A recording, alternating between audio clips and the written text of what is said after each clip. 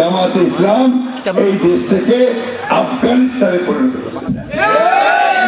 নিয়ে যেতে চায়। আমাদের মেয়েরা যদি স্কুল কলেজে না যায়, পড়াশোনা না করে, চাকরি পাবে কোথায়? কি বলছেন বলেন, কি বলবেন বলেন? তার জামাতের আমির সাহেব মহিলাদের বিরুদ্ধে নাকি কথা বলছেন। আমি কি জানি? আমি সাংবাদিককে জিজ্ঞেস করছি, আমি জানি বাজে কথা বলেছেন। যদি হয়ে থাকে, উনি যদি করে থাকেন তাহলে অন্যায় করেছেন, সঠিক করেননি। মহিলারা কখনই তাকে এটা মেনে নিতে পারবে না। তবে জামাতে ইসলামের তো ব্যাপারটাই আছে এরকম, ওরা তো মহিলাদেরকে কাজ করতে দিতে চায় না, বলে মহিলারা ঘরে থাকবে, কাজ করবে কি? এগুলো ওই যে আপনার গার্মেন্টসে যারা কাজ করে মেয়েদেরকে, তাদেরকে বলে দিয়েছে যে 5 ঘন্টার বেশি কাজ করতে পারবে না। খাবে কি?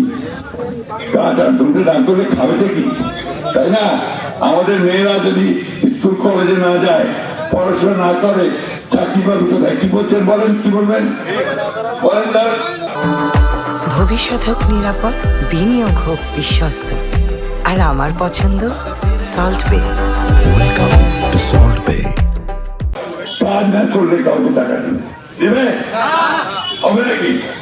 এরা জামাতে ইসলাম এই দেশ থেকে আফগানিস্তানে পরিণত নিয়ে যেতে চায়। জামাত ইসলাম একটা দল, যে দলটা আমাদেরকে সামনের দিকে যেতে বাধা দেয়। আমরা পিছনে যেতে চাই না, আমরা সামনে যেতে চাই। মেয়ে পুরুষ সমান অধিকার নিয়ে এখানে এই দেশে বাংলাদেশে বাস করবে।